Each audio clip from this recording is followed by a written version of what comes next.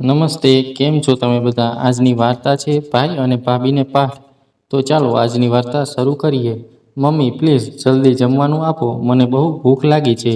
પ્રિયાએ તેમની મમ્મી આરતીને બોલાવીને કહ્યું, હા દીકરા, હમણાં જ લાવું છું. આટલું કહીને આરતી જમવાનું લેવા રસોડામાં ગઈ.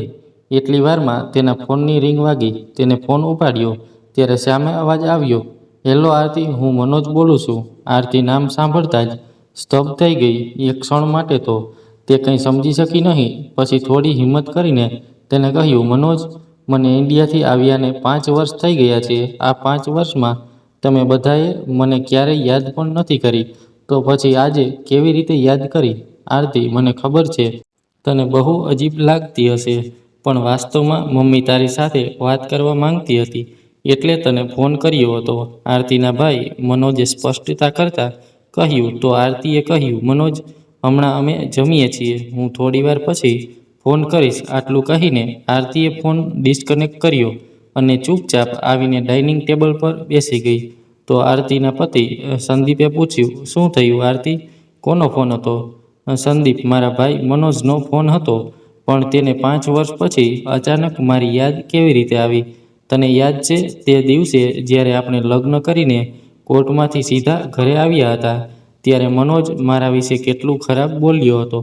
આજે પણ એ શબ્દો મારા કાનમાં ગૂંજી રહ્યા છે. કહેતા કહેતા આરતી રડવા લાગી. આથી સંદીપે તેને શાંત પાડી અને કહ્યું, શાંત થઈ જા આરતી, તું મારી મજબૂત પત્ની છે. આ બધું વિચારવાનું બંધ કર. આપણે કોઈની સાથે વાત નથી કરવી. આપણે એકબીજા સાથે જ બહુ ખુશ છીએ. હા સંદીપ, એ બધું તો ઠીક છે, પણ હવે એને મારી જરૂર કેમ છે? એ દિવસે મનોજે મને કોઈને મળવા પણ દીધી ન હતી. એણે મને ગેટ પરથી જ પાછી મોકલી દીધી હતી. ક્ષણમાં જ બધાએ મને પારકી કરી દીધી હતી. અને આજે એ મને ફોન કરી રહ્યો છે. મમ્મી પણ મને આજે 5 વર્ષ પછી મને યાદ કરે છે. હવે મારે કોઈની સાથે સંબંધ નથી રાખવો. તું બિલકુલ સાચી છે આરતી, પણ હવે બહુ ચિંતા ન કર. તું આખો દિવસ થાકી ગઈ હશે, જલ્દી જઈને સૂઈ જા. હું બાળકોને ઊંઘાડી દઈશ, સંદીપે કહ્યું. પછી આરતી ઊભી થઈ અને રૂમમાં જઈને સૂઈ ગઈ. પણ આજે તેને જરાય ઊંઘ ન આવી. વારંવાર એ જ વિચારી રહી હતી કે પપ્પા તો ઠીક હશે ને? મને મનોજ સાથે વાત કરવાનું બિલકુલ મન નથી થતું, પણ ખબર નહીં મમ્મીને મારી સાથે શું વાત કરવી હશે. આરતી ઊંડા વિચારોમાં હતી. ત્યારે સવારના 4 વાગી ગયા. ત્યારે તે બળપૂર્વક તેની આંખો બંધ કરીને સૂઈ ગઈ. જ્યારે સવારે 6 વાગે અલાર્મ વાગ્યું, ત્યારે તેણે તેની આંખો ખોલી, પણ તેનું માથું ભારે લાગતું હોવાથી તે પાછી સૂઈ ગઈ. ત્યારે સંદીપે કહ્યું, શું થયું આરતી? તારે આજે ઓફિસ નથી જવું? અરે ના સંદીપ, મારું માથું દુખે છે. હું સરને ફોન કરીને કહી દઈશ. તમે બાળકોને તૈયાર કરી દો અને તેમને સ્કૂલે મોકલી દો.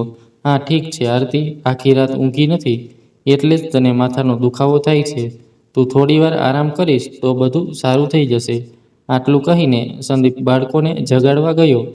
તો આરતી પાછી ઊંઘી ગઈ. 9 વાગ્યાની આસપાસ અચાનક ફોનની રિંગ વાગી. આરતીએ ફોન ખોલી અને જોયું તો તે જ નંબર પરથી કોલ હતો. આરતીએ ફોન કટ કરી નાખ્યો તો વારંવાર કોલ આવવા લાગ્યા.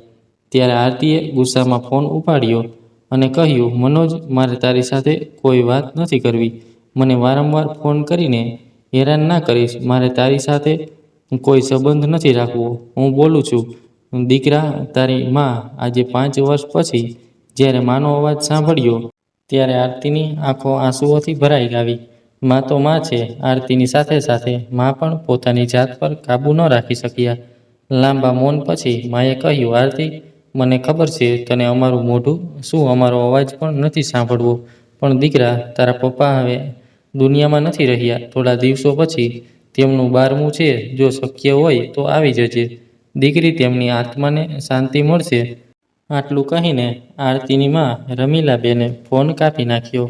આ સાંભળીને તરત જ આરતી રડવા લાગી કે આટલા વર્ષો પછી ફોન આવ્યો અને તે પણ આવા કમનસીબ સમાચાર સાથે. રડી રડીને આરતીની હાલત ખરાબ થઈ ગઈ. આરતીએ રડતા રડતા પતિ સંદીપને ફોન કર્યો. સંદીપ, જલ્દી ઘરે આવો. આટલું કહીને આરતીએ ફોન કટ કરી દીધો. આથી સંદીપને ચિંતા થઈ કે આરતી કેમ રડે છે. થોડા સમય પછી જ્યારે તે ઘરે પહોંચ્યો તો આરતી દિવાલના ટેકે બેઠી બેઠી રડી રહી હતી. આરતી, શું થયું? તું કેમ રડે છે? અને આ તારી હાલત શું બનાવી રાખી છે? મનોજે ફરી ફોન કર્યો હતો. ના સંદીપ, મને માનો ફોન આવ્યો હતો. પિતા હવે નથી રહ્યા. મારા પિતા? સંદીપ, નથી રહ્યા. મારે ભારત પાછું જવું છે. આપણે બધા જઈશું. બાળકોને બોલાવો. આપણે બધા આજે સાંજે જ ભારત જવા નીકળી જઈશું. આરતી, પહેલાં થોડું પાણી પી, પછી શાંતિથી બેસીને વાત કરીએ. સંદીપે આરતીને પાણીનો ગ્લાસ આપતા કહ્યું. કેવી રીતે આરામથી બેસીશું? અહીં મારા પિતા નથી રહ્યા અને તમે મને આરામથી બેસવાનું કહો છો? આરતીએ ગુસ્સામાં કહ્યું. એટલે સંદીપે તેને શાંત પાડતા કહ્યું. ના આરતી, હું એટલું જ કહું છું કે અહીંથી ઉઠ, ચાલ બહાર બેસીને વાત કરીએ. આટલું કહીને સંદીપે આરતીને ત્યાંથી ઊભી કરી અને બહાર હોલમાં લાવીને બેસાડી. અને સંદીપે કહ્યું. આરતી, તે ભારત જવાનું મન બનાવી લીધું છે? શું તારે ખરેખર જવું છે? જો હું તને ના પાડી રહ્યો, ત્યાં તારું ઘર છે, તારા પરિવારના સભ્યો છે. હું બસ એટલું કહું છું કે તું હજી એકવાર શાંતિથી વિચારી લે.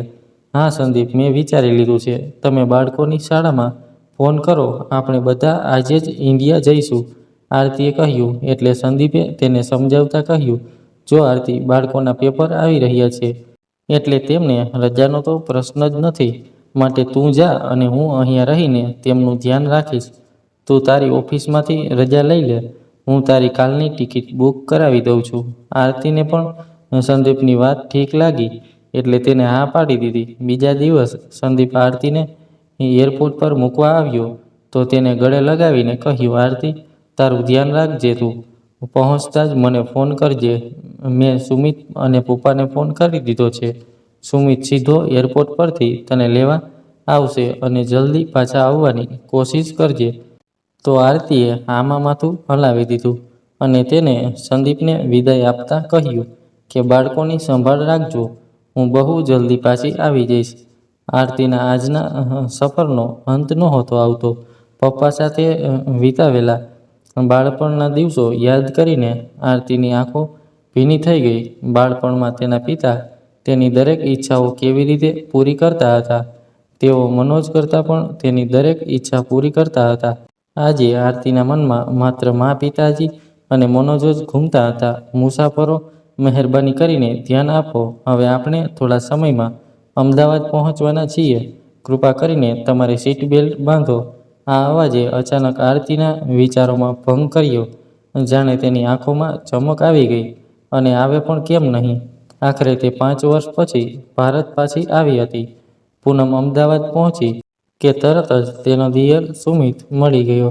ભાભી, ચાલો ગાડીમાં બેસો, ઘરે જઈએ. ત્યારે આરતીએ કારમાં બેસતા સુમિતને કહ્યું. સુમિત, પ્લીઝ તારા ભાઈને ના કહેતો. પહેલાં મને મારા પિયર મૂકી આવ. હું સાંજે આવી જઈશ. પણ ભાભી, મમ્મી અને પપ્પા ઘરે તમારી રાહ જોઈ રહ્યા છે. પ્લીઝ સુમિત, હું સાંજે આવી જઈશ. હવે મને મારા પિયર મૂકી આવ. સારું ભાભી, કહીને સુમિતે કાર તેના પિયર તરફ વાળી દીધી. જ્યારે પિયરની ગલી પાસે પહોંચ્યા ત્યારે આરતીએ કહ્યું. થેન્ક યુ સુમિત, પણ મને અહીંયા જ ઉતારી દે, નહીંતર મનોજ તને જોઈને ગુસ્સે થઈ જશે. તો સુમિતે કહ્યું. હા ઠીક છે ભાભી, જ્યારે પણ તમને મારી જરૂર હોય ત્યારે મને ફોન કરી દેજો. સુમિતે આરતીને નીચે ઉતાર્યા બાદ કહ્યું અને ત્યાંથી પાછો જતો રહ્યો. પછી ધીમે ધીમે આગળ વધતી વખતે આરતી વિચારવા લાગી કે હું બધાનો સામનો કેવી રીતે કરીશ. ખબર નહીં બધા મને કેવા કેવા પ્રશ્નો પૂછશે. આરતી ઘરની નજીક પહોંચી કે અંદરથી આવતા અવાજોના કારણે તેના પગ અટકી ગયા. ચૂપ રહો માં, કોઈ ખાવાનું નહીં મળે. દિમાગ ખરાબ કરી દીધું મારું. જ્યારે પણ જુઓ ત્યારે કોઈને કોઈ વસ્તુની માંગ કરતા રહો છો. અરે તમે મને કયો ખજાનો આપ્યો છે? બધું તો એ ચરિત્રહીન છોકરીના નામે કરી દીધું છે. મનોજનો અવાજ સાંભળીને આરતીનું હૃદય બેસી રહ્યું હતું. તે તેની મા રમીલાબેનને ઠપકો આપી રહ્યો હતો. ત્યારે બીજો અવાજ આવ્યો. અરે એ આરતીને ફોન કરીને પૂછો તો ખરા એ મહારાણી ક્યાં છે? આવશે કે નહીં? કે પછી તેની મા મરી જશે પછી આવશે? મનોજની પત્નીએ હસીને કહ્યું. જુઓ માં, ખબર નહીં એ ચરિત્રહીન આવશે કે નહીં, અને મને એને મળવામાં કોઈ રસ નથી. મને ફક્ત જમીન અને દુકાનથી મતલબ છે. જે તમારા પતિ મોહનલાલ તે ભાગેડુ યુવતીના નામે કરી ગયા. ભાઈની વાત સાંભળીને આરતીને એવું લાગ્યું કે જઈને મનોજના ગાલ પર જોરથી થપ્પડ મારી દે, પણ એકલી હોવાના ડરથી આરતીએ અત્યારે કંઈ કરવાનું યોગ્ય ન માન્યું અને ચૂપચાપ ત્યાંથી નીકળી ગઈ. ગલીમાંથી બહાર આવીને તેને તેના દેવર સુમિતને ફોન કર્યો અને તેને ત્યાંથી લઈ જવા કહ્યું. થોડા સમય પછી સુમિત આરતીને લઈને તેના ઘરે પહોંચ્યો. તે તેના સાસરે પહોંચતા જ આરતીએ તેના સાસુ સસરાના ચરણ સ્પર્શ કર્યા અને આશીર્વાદ લીધા. આરતીને આ હાલતમાં જોઈને તેના સસરા થોડા ચિંતિત થઈ ગયા અને કહ્યું, દીકરા, તારા પપ્પાની વિદાયથી અમને પણ બહુ દુઃખ થયું છે. હું તેમનું સ્થાન તો નથી લઈ શકતો, પરંતુ હું પણ તારા પિતા જેવો જ છું. શું થયું દીકરી, તું આટલી ઉદાસ કેમ છે? અહીં બેસ દીકરી, આરતીના સાસુએ કહ્યું. હા મમ્મી, હું ફ્રેશ થઈને આવું છું, એમ કહીને આરતી બાથરૂમમાં ગઈ, પણ તેની આંખો સામે મનોજના શબ્દો ફરી રહ્યા હતા. ભાગેડુ છોકરી, ચારિત્રહીન, જમીનના કાગડો, આ બધી વાતો તેને વધુ દુઃખી કરી રહી હતી. ફ્રેશ થઈને આરતી બહાર આવી ત્યાં સુધીમાં તેના સાસુએ ચા તૈયાર કરી દીધી હતી અને ચા પીતી વખતે આરતીએ તેના ભાઈ પાસેથી સાંભળેલી બધી વાત તેના સાસુ અને સસરાને કહી. આ સાંભળીને આરતીના સાસુ અને સસરા ગુસ્સે થઈ ગયા. આરતી, ચિંતા ન કર, તારા પિતા તારી સાથે છે. આરતીને પ્રોત્સાહિત કરતા આરતીના સસરાએ કહ્યું, મેં મોહનલાલને થોડા દિવસો પહેલાં હોસ્પિટલમાં જોયા હતા. એવું લાગતું હતું કે તેઓ કંઈક કહેવા માંગતા હતા, પણ મનોજ તેમની સાથે હતો એટલે કંઈ વાત ના થઈ શકી. તેઓ ખૂબ નબળા લાગતા હતા અને મનોજના ટેકાથી જ ચાલી શકતા હતા. આરતીના સસરા તેને આ બધી વાતો કહેતા હતા ત્યારે આરતીના ફોનની રિંગ વાગી. જોયું તો તેના ભાઈ મનોજનો ફોન હતો. આરતીએ ફોન ઉપાડ્યો ત્યારે સામેથી તેની માનો અવાજ આવ્યો. આરતી બેટા, તને વારંવાર ફોન કરવા બદલ માફ કરજે, પણ પૂછ્યા વગર મારાથી રહેવાયું નહીં. દીકરા, તું આવે છે ને? હા માં, હું આવું છું, એમ કહીને આરતીએ ફોન કટ કરી દીધો અને સસરાને કહ્યું, પપ્પાજી, મારે ત્યાં જવું જ પડશે. હું મારી માને ત્યાં આ હાલતમાં જોઈ નથી શકતી. હા દીકરા, તું સુમિતની કાર લઈને જતી રહેજે અને તેને કોઈ મદદની જરૂર હોય તો અમને ફોન કરી દેજે. છે હા પપ્પાજી, કહીને આરતી તેના દેવરની કાર લઈને સીધી તેના પિયર ગઈ. માની સ્થિતિ વિશે વિચારતા એક વિચિત્ર બેચેની થવા લાગી. મનોજનો ચહેરો આંખો સામે આવી રહ્યો હતો. કેવી રીતે માને ઠપકો આપી રહ્યો હતો. પછી તેને યાદ આવ્યું કે માં એ કદાચ કંઈ ખાધું નથી. આથી આરતીએ બહારથી ખાવાનું પેક કરાવ્યું અને તે સીધી તેના પિયર પહોંચી ગઈ. ત્યાં જઈને તેને ડોરબેલ વગાડી તો થોડીવાર પછી એક 16-17 વર્ષની છોકરી આવી અને દરવાજો ખોલ્યો. થોડીવાર માટે આરતી વિચારતી રહી કે આ કોણ હોઈ શકે. ત્યારે અંદરથી અવાજ આવ્યો, અરે, ગેટ પર કોણ છે? માનવી દીદી, કોઈ બહેન આવી છે અને કંઈ બોલતી પણ નથી. એટલામાં એ મહિલા પોતે આવી અને આરતીને કહ્યું, બોલો, કોને મળવું છે? ત્યારે આરતીએ ધીરેથી કહ્યું, આરતી છું. ઓહ આરતી બહેન, માફ કરજો, મેં તમને ક્યારેય જોયા નથી એટલે હું તમને ઓળખી ના શકી. હું સુનીતા, મનોજની પત્ની અને તમારી ભાભી છું. અને આ માનવી મારી નાની બહેન છે.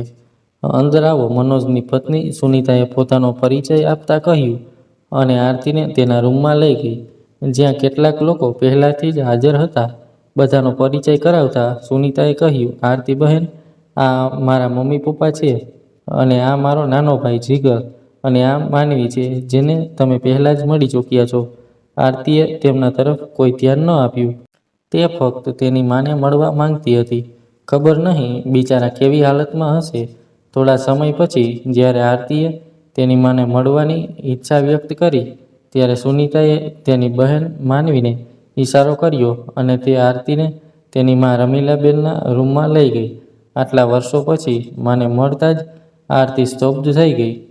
પોતાની જાતને રોકી ન શકી અને પોતાની માને ગળે લગાડીને રડી પડી. માં, પિતાજી ચાલ્યા ગયા. માં પણ આટલા વર્ષો પછી દીકરીને જોઈને રડતા રડતા જમીન પર બેસી ગયા. માના અવાજમાં એક અલગ જ ડર દેખાતું હતું. પિતાજીના વિદાયના દુઃખ સિવાય પણ ઘણું બધું હતું જે માના વિલાપમાં સ્પષ્ટ દેખાતું હતું. ત્યારબાદ થોડીવાર પછી આરતીનો ભાઈ મનોજ રૂમમાં આવ્યો. આરતી, પપ્પા હવે નથી રહ્યા. આટલું કહેતા તે રડતા રડતા તેની માને ગળે લાગી ગયો. આરતી થોડીવાર પહેલાં મનોજ અને અત્યારના મનોજને જોઈને સ્તબ્ધ થઈ ગઈ. છેવટે એવું કેમ જે સવારે તેની માને ઠપકો આપતો હતો તે મનોજ હવે તેની માને ગળે લગાવીને રડી રહ્યો હતો. મા સાથે ખૂબ પ્રેમથી વાત કરી રહ્યો હતો. હું અહીંયા ઊભી ઊભી શું કરે છે? જઈને આરતી માટે ચા પાણી લઈ આવ. લાંબી મુસાફરી પછી તે થાકી ગઈ હશે. સુનીતાને ઓર્ડર આપતા મનોજે કહ્યું, અરે હું કહેવાનું ભૂલી ગયો, આ સુનીતા મારી પત્ની અને તારી ભાભી છે. મનોજે તેની પત્નીનો પરિચય આપતા આરતીને કહ્યું, ના, કંઈ લાવવાની જરૂર નથી. હું મારી પોતાની ખાવાની ચીજ વસ્તુઓ મારી સાથે લઈને આવી છું. આરતીએ તેના હાથમાં રહેલી થેલી તરફ ઈશારો કરતા કહ્યું. તો મનોજે કહ્યું, એનો મતલબ તે અમને હજુ સુધી માફ નથી કર્યા. આરતી, હું મારી ભૂલો માટે માફી માગું છું. અજાણતા મેં તને ઘણું બધું કહી દીધું હતું. માં, પ્લીઝ કંઈ કહો ને. તો આરતી તેની માના કહેવા પર સંમત થઈ ગઈ. પછી સુનીતા રસોઈ કરવા માટે રસોડામાં ગઈ અને મનોજ પણ તેની પાછળ ગયો. હવે આરતી અને તેની માં રૂમમાં એકલા રહી ગયા. બધા બહાર જતા જ આરતીએ તેની માને પૂછ્યું, માં, પિતાજીને શું થયું હતું? પિતાજીએ બધું મારા નામે કેમ કરી દીધું? અને આટલા વર્ષો તમે મને ફોન કેમ ના કર્યો? મનોજના લગ્નમાં પણ મને ના બોલાવી. ખબર નહીં આરતી, એ કેટલા પ્રશ્નો એક સાથે પૂછી લીધા. ત્યારે અચાનક માની આંખોમાંથી આંસુની ધારા વહેવા લાગી. આરતી, મારી દીકરી, મને માફ કરી દે. દીકરા, તારા પિતાજી જતા રહ્યા, હવે મારો સહારો કોણ હશે? દીકરા, જમીનના આ 2 ટુકડા આપણું ઘર ખાઈ ગયા. દીકરી, આ ટુકડાઓને બધું જ ખતમ કરી નાખ્યું છે. મારી દીકરી, આ બધું મનોજને આપી દે અને મને તારી સાથે લઈ જા. દીકરી, જ્યારે માએ પોતાની અંદરની પીડા વ્યક્ત કરી ત્યારે આરતીએ તેમના આંસુ લૂછતા કહ્યું, માં, ચિંતા ન કરો, હવે હું આવી ગઈ છું અને સવારે મનોજે જે રીતે તમારી સાથે વાત કરતો હતો તે બધું મેં સાંભળી લીધું હતું. કહેતા કહેતા આરતી ઉદાસ થઈ ગઈ.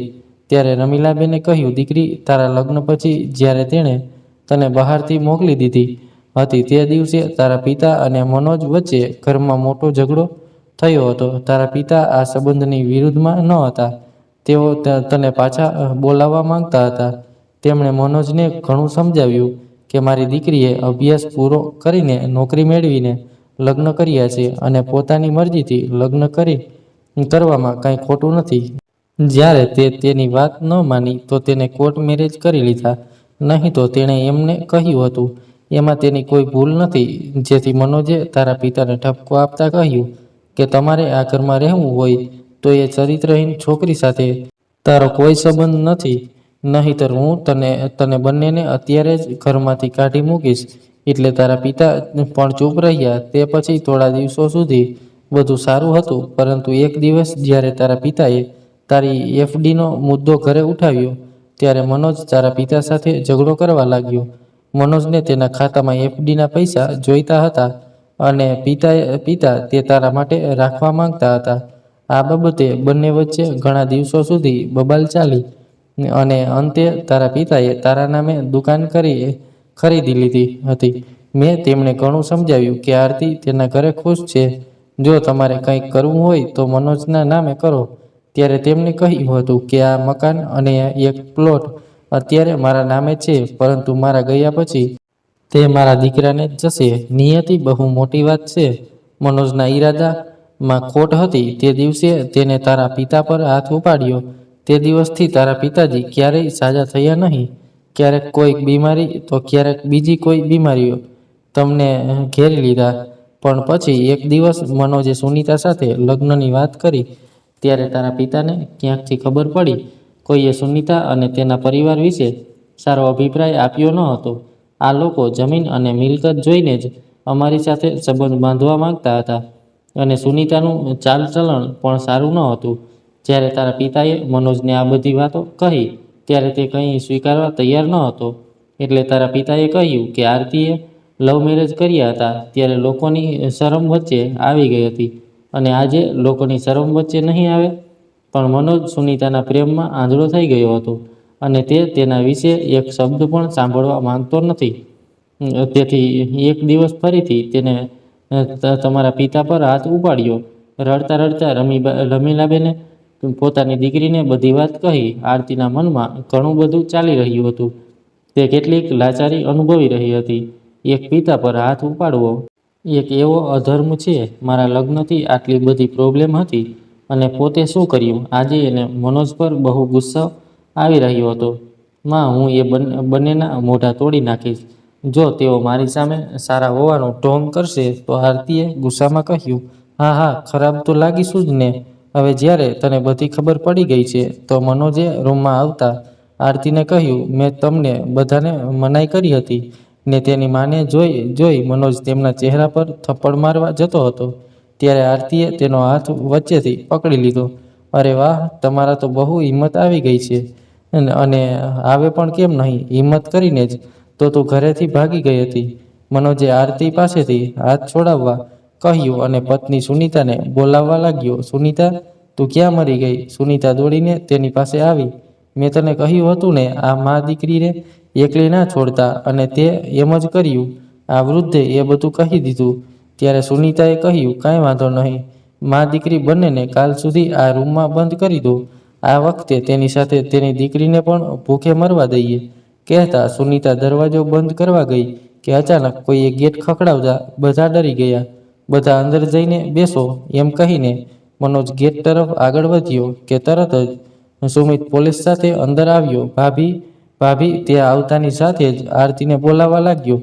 પછી આરતીને સમજાયું કે સુમિતે તેને ફોન કેમ ચાલુ રાખવા કહ્યું હતું. પોલીસને જોઈને મનોજના હોશ ઉડી ગયા. અચાનક તેની સાથે શું થઈ ગયું? આરતીએ રૂમમાંથી બહાર આવીને પોલીસને કહ્યું, હા ઇન્સ્પેક્ટર સાહેબ, આજે બધું બરાબર છે. કદાચ કાલે તમારી જરૂર પડશે. આરતીએ મનોજને ચેતવણી આપતા કહ્યું અને માને કહ્યું, માં, તમે પણ મારી સાથે આવો. અરે ના દીકરી, હું શું કરીશ? તું કાલે સવારે આવજે, માએ મનોજથી ડરતા કહ્યું. તો આરતી તેની માના રૂમમાંથી પર્સ લેવા અંદર ગઈ ત્યારે તેની પાછળ રમીલાબેન પણ રૂમમાં આવ્યા અને આરતીને એક પત્ર આપ્યો અને કહ્યું, તારા પિતાએ તારા માટે લખ્યું હતું પરંતુ તેઓ ક્યારેય પોસ્ટ કરી શક્યા નહીં. આ પત્ર વાંચીને તને બધું સમજાઈ જશે. આરતીએ ચૂપચાપ એ પત્ર પોતાની બેગમાં રાખ્યો. માં, તમારું ધ્યાન રાખજો. હું સવારે બધા સાથે આવીશ અને આ આખો મામલો ઉકેલી લઈશ. એમ કહીને આરતી તે દિવસ સુમિત સાથે ત્યાંથી નીકળી ગઈ. સાસરે પહોંચતા જ તેના સાસુ સસરા બોલ્યા કે ત્યાં બધું કેવું છે દીકરા?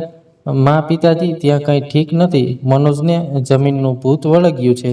જો સુમિત આજે યોગ્ય સમયે ન આવ્યો હોત તો તે મને અને માને રૂમમાં બંધ કરી દીધા હોત. કહેતા આરતી ધ્રુજવા લાગી. તો આરતીના સાસરાએ તેને સમજાવતા કહ્યું કે દીકરા, તું જા અને આરામ કર. મેં મિસ્ટર વર્માને ફોન કર્યો છે. તેઓ આપણા ફેમિલી વકીલ છે. તારે જે પણ નિર્ણય લેવો હોય તે સમજી વિચારીને લેજે.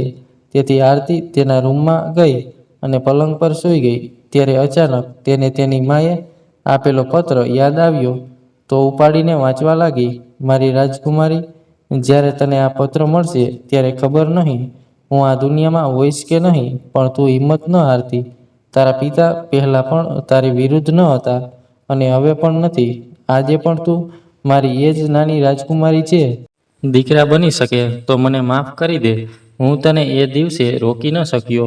મને પૂરો વિશ્વાસ હતો કે મારી દીકરી કંઈ ખોટું નહીં કરે, પણ મનોજની વાતના લીધે હું તને પાછો બોલાવી ન શક્યો. ઘણીવાર મળવાની કોશિશ કરી પણ ક્યારેય મળી શક્યો નહીં. દીકરા, મારો પ્રેમ હંમેશા તારી સાથે રહેશે. સંદીપ ખૂબ જ સારો વ્યક્તિ છે. કદાચ આટલો સારો રાજકુમાર હું પણ તારા માટે ક્યારેય શોધી ન શક્યો હોત. દીકરી, આ પત્ર લખવાના બે જ ઉદ્દેશ છે. એક, મારું તારી પાસે માફી માંગવાનો અને બીજો, તને પરિવારને સાથે રાખવા વિનંતી કરવાનો. દીકરા, તને ખબર પડી જ ગઈ હશે કે મેં બધી જ જમીન અને મિલકત તારા નામે કરી દીધી છે. જો તે તારી માના નામે કરી દીધી હોત તો મનોજ તેમની પાસેથી તે પડાવી લેત અને તે બધું પોતાને નામે કરી નાખત અને તારી માને ઘરની બહાર ફેંકી દેત અને તને કંઈ ખબર પણ ના પડતી, કારણ કે મનોજ હજુ પણ તેના સાસરિયાઓના કહેવા પર જ ચાલી રહ્યો છે. તેને અત્યારે તેના પરિવારની ચિંતા નથી. આરતી આ બધું વાંચી રહી હતી ત્યારે તેની સાસુ આવ્યા અને કહ્યું, આરતી દીકરા, વકીલ બહાર આવી ગયા છે, ફ્રેશ થઈને બહાર આવ. ત્યારે આરતી મોં ધોઈને બહાર આવી. Hello uncle. હેલો બેટા, તમે કેમ છો અને કેવી રીતે કરવું તે વિશે તમે શું વિચાર્યું? તો આરતીએ વકીલ અંકલને તેની પ્લાનિંગ વિશે બધું કહ્યું અને તેમને તમામ દસ્તાવેજો તૈયાર કરવા કહ્યું. બીજા દિવસે સવારે આરતી તેના પિયર જવા તૈયાર થઈ. દીકરા, આજે અમે પણ તારા પિતાના 12મા કાર્યક્રમમાં હાજરી આપીશું, આરતીના સસરાએ કહ્યું. ત્યારે આરતીએ કહ્યું, ઠીક છે પપ્પાજી, પણ હું અત્યારે નીકળું છું. તમે લોકો 11 વાગ્યાના આસપાસ આવી જજો. એમ કહી આરતી સ્કૂટી લઈને નીકળી ગઈ. ઘરે પહોંચતા જ તે સીધી તેની માના રૂમ તરફ જતી હતી. ત્યારે અચાનક તેને તેની ભાભીના રૂમમાંથી અવાજો સંભળાયો. તેની મા કહેતી હતી કે જો દીકરી, હું ઘણા સમયથી જોઈ રહી છું, તું થોડી બદલાયેલી દેખાઈ રહી છે. તને મનોજ સાથે પ્રેમ તો નથી થઈ ગયો ને? તે અમારું કામ કર્યું કે નહીં?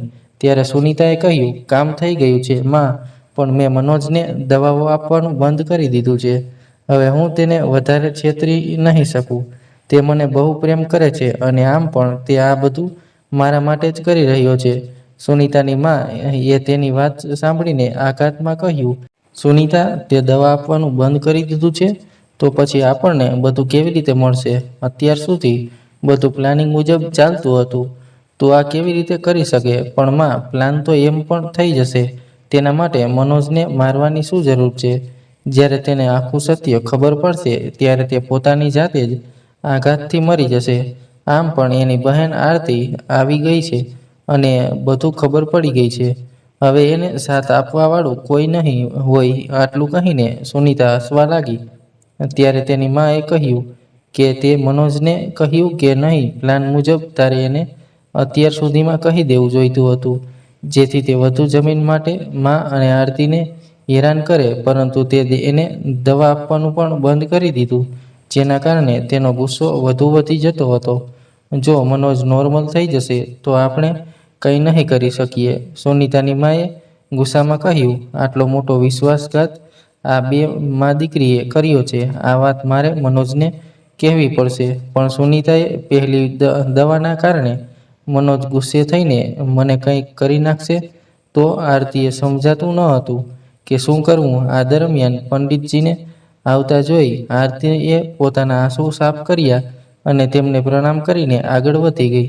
થોડા સમય પછી 12માની વિધિ શરૂ થઈ ગઈ. ધીમે ધીમે બધા પડોશીઓ અને સંબંધીઓ આવવા લાગ્યા. આરતીને સસરા અને દેવર પણ આવી ગયા હતા. આથી આરતીએ સુમિતને બાજુમાં લઈ જઈને તેની ભાભી અને તેની મા વચ્ચે બનેલી બધી વાત કહી. બંને કંઈક વાત કરી અને સુમિત ત્યાંથી જતો રહ્યો. વિધિ પૂર્ણ થયા પછી પંડિતજીએ મોહનલાલજી વિશે બોલવાનું શરૂ કર્યું. બધા તેમના વિશે સારું સારું બોલતા હતા અને તેની માએ પણ તેમના વિશે વાત કરી. આરતીનું મન થયું હતું કે ઉઠીને બધાને આ બંને મા દીકરીની વાસ્તવિકતા જણાવી દે, પણ આરતી કોઈની રાહ જોઈને વારંવાર પાછળ જોતી હતી. હવે પિતા માટે કંઈક કહેવાનો વારો આરતીનો હતો. આરતીએ કોઈ રીતે પોતાની જાત પર કાબૂ રાખ્યો અને બોલવા લાગી. પછી સુમિતને સામેથી આવતો જોઈને આરતીની હિંમત પણ વધી ગઈ. પપ્પા વિશે બોલ્યા પછી પણ આરતી બોલતી રહી. જમીનના 2 ટુકડા કદાચ એટલે જ મને અહીં બોલાવવામાં આવી છે, અને જો આ ન હોત તો મને પિતાના જવાની ખબર જ ન પડી હોત. હું મારા પિતાની બહાદુર પુત્રી છું. હું દરેક વાત પર રડીશ નહીં. મનોજ અને આ જમીન સાથે કોઈ લેવા દેવા નથી. ભગવાને મને સંદીપ જેવો જીવનસાથી આપીને બધું જ આપ્યું છે. મેં ખૂબ જ સમજી વિચારીને આ નિર્ણય લીધો છે. મને આશા છે કે તમને તે બધાને ગમશે, પરંતુ તે પહેલાં હું ઈચ્છું છું કે મા બાપની જમીન પર દીકરીનો કોઈ હક નથી, એ વાત તમારા મનમાંથી કાઢી નાખો. પિયર અકબંધ રહે તે માટે તે પોતાનો અધિકાર છોડી દે છે. પિતાજીના ગયા પછી મને જમીન માટે જ અહીં બોલાવવામાં આવી છે. આના પરથી સ્પષ્ટ થાય છે કે હવે મારું પિયર પણ નથી રહ્યું, અને મને ખબર નથી કે મારા ગયા પછી માનું શું થશે. પણ પાછલા વર્ષોમાં તે મા અને પિતા સાથે જે કર્યું છે તેના માટે હું કદાચ તને એકવાર માફ કરી દઉં, પણ ઉપર ભગવાન બધું જુએ છે. દરેક વસ્તુનો હિસાબ અહીંયા જ થાય છે. આરતીને આ બધું કહેતી જોઈને મનોજે તેને ગુસ્સામાં કહ્યું, જે કામ માટે તું અહીં આવી છે તેની વાત કર અને અહીંથી જતી રહે. તારી કોઈ વાતની મને પરવાહ નથી.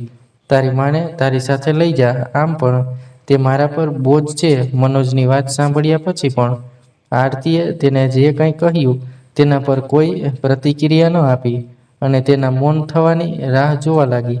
ત્યારે મનોજની પત્ની સુનીતા ઉઠીને આવી અને આરતીને કહ્યું, આરતીબેન, તમે વાતને કારણ વગર વધારી રહ્યા છો. હું તમે અને દરેક છોકરી પોતાના માતા પિતાનું ઘર છોડીને આવીએ છીએ. તમે બધાની સામે તમારા પોતાના ઘરનો મુદ્દો ઉઠાવી રહ્યા છો. તમારી આ વાતો પિતાજીના આત્માને ખૂબ જ દુઃખ પહોંચાડશે.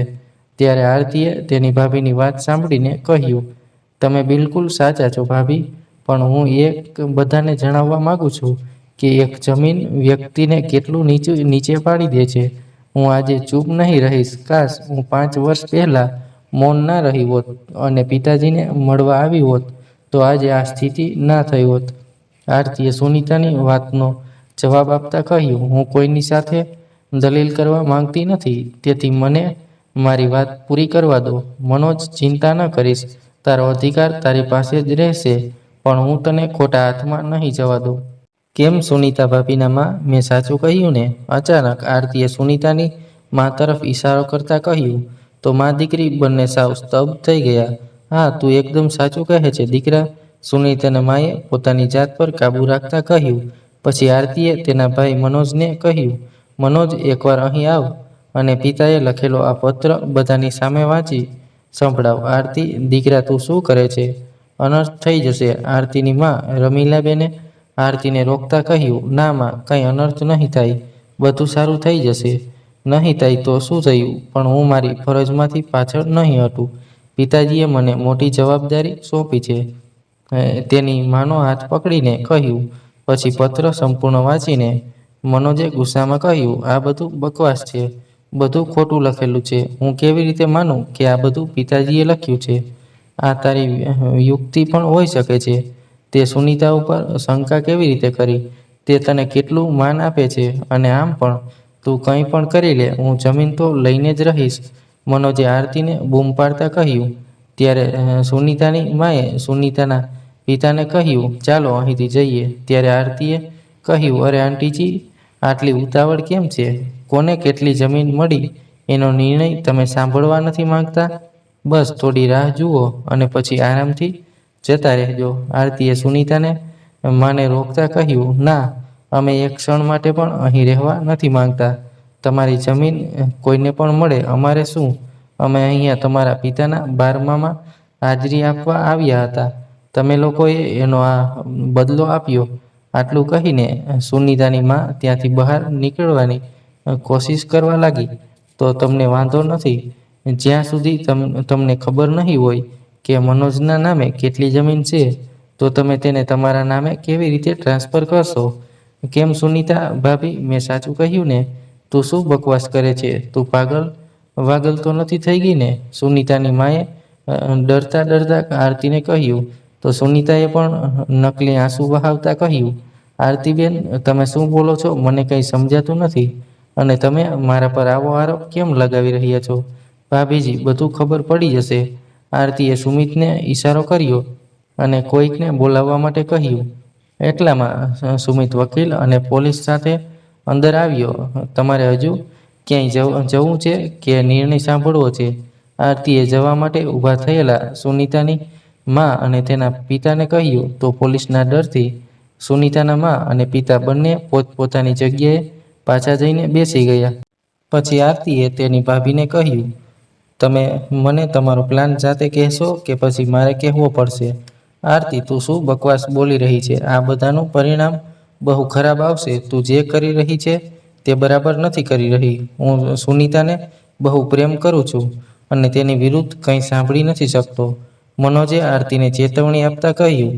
તો આરતીએ કહ્યું, એમાં તારો કોઈ વાંક નથી, દવાનો વાંક છે. પણ આ બધું હું તને નહીં કહું, સુનીતા ભાભી પોતે જ કહેશે. આરતીની વાત સાંભળીને સુનીતા અને તેની માના હોશ ઉડી ગયા હતા. અને બંને એકબીજા સામે જોવા લાગ્યા. શું તમે લોકો હવે કંઈ નહીં બોલો કે આ વાત પણ મારે જ કહેવી પડશે? આરતીએ ફરી એકવાર તેની ભાભીને કહ્યું. આજે આરતી પોતે પણ આ જોઈને આશ્ચર્યચકિત થઈ ગઈ હતી કે તેને આટલી હિંમત ક્યાંથી અને કેવી રીતે મળી. તમારા લોકોનું મૌન જોઈને એવું લાગે છે કે મારે જ બધું કહેવું પડશે. આખરે જમીનના 2 ટુકડા વિશે મારે જ તો નક્કી કરવાનું છે. બંને સ્તબ્ધ જોઈને આરતીએ હસીને કહ્યું, વાસ્તવમાં વાત એવી છે મનોજ, તારી પત્ની સુનીતા તને હંમેશા એક ગોળી આપે છે જેનાથી તારો ગુસ્સો વધુ વધે છે. પણ હવે મેં એ ગોળી આપવાનું બંધ કરી દીધું છે. સુનીતાએ આરતીની વાત વચ્ચેથી કાપતા કહ્યું. ત્યારે બધાની નજર સુનીતા તરફ ગઈ. મનોજ પણ સુનીતા સામે ગુસ્સાથી જોવા લાગ્યો. પછી વાતને આગળ લઈ જતા આરતીએ કહ્યું, આ બંને મા દીકરીના પ્લાન મુજબ તારી પત્ની સુનીતા તે જમીન તેના નામે કરાવવા માંગે છે અને પછી તને છૂટાછેડા આપીને અહીંથી ચાલી જશે, કારણ કે આ તેમનો ધંધો છે. આટલું કહીને આરતી રડતી રડતી જમીન પર બેસી ગઈ. ત્યારે સુનીતાએ બૂમ પાડીને કહ્યું, આ બિલકુલ ખોટું છે. તમે આડેધડ કંઈ પણ બોલો છો. શું તમારી પાસે કોઈ પુરાવા છે કે અમે આ પ્લાન બનાવ્યો હતો? ત્યારે આરતી તેની માનો સહારો લઈને ઊભી થઈ અને તેના આંસુ લૂછીને કહ્યું, હા, મને ખબર હતી કે મારી વાત પર કોઈ વિશ્વાસ નહીં કરે, એટલે જ મેં આજે સવારે તમે બંને મા દીકરી એકબીજા સાથે વાત કરી રહ્યા હતા એ બધું મેં મારા ફોનમાં રેકોર્ડ કરી લીધું હતું. આટલું કહીને આરતીએ તેના ફોનમાં કરેલું રેકોર્ડિંગ બધાને સંભળાવ્યું. રેકોર્ડિંગ પૂરું થતાં જ આરતીએ તેના ભાઈ મનોજ તરફ જોયું અને કહ્યું, શું તમે હજી પણ કંઈ સાંભળવા માંગો છો? મોકો મળતા જ સુનીતાની માં ત્યાંથી ભાગવા લાગી, પણ પછી પોલીસે તેને પકડી લીધી. ત્યાર પછી ગુસ્સામાં મનોજ તેની પત્ની સુનીતા તરફ છરી લઈને દોડ્યો. ત્યારે ત્યાં ઊભેલા કેટલાક લોકોએ મનોજને પકડી લીધો. આરતીએ સુનીતા અને તેના પરિવારને પોલીસના હવાલે કરતા કહ્યું, ઇન્સ્પેક્ટર સાહેબ, આમને અહીંથી લઈ જાઓ. તેઓએ ઘણા છોકરાઓને પોતાની જાળમાં ફસાવીને તેમની સંપત્તિ છીનવી લીધી છે. તો પોલીસ તેમને ત્યાંથી લઈને જતી રહી. ત્યારબાદ આરતીએ ત્યાં ઊભેલા લોકોને કહ્યું, મારે આ જમીનમાંથી કંઈ નથી જોઈતું. જે કંઈ થયું છે હવે હું તે બાબતે પણ ખતમ કરવા માંગુ છું. તમે બધા જાણો છો કે પિતાજીએ મારા નામે ઘર, દુકાન અને પ્લોટ કર્યા છે. પિતાજીએ મને બહુ મોટી જવાબદારી સોંપી છે. હું કોઈનો હક લેવા નથી માંગતી. તેથી મેં ખૂબ જ સમજી વિચારીને નિર્ણય લીધો છે કે આ ઘર જેમાં પિતાજી અને અમારા બધાની યાદો છે તે હું મનોજના નામે કરું છું.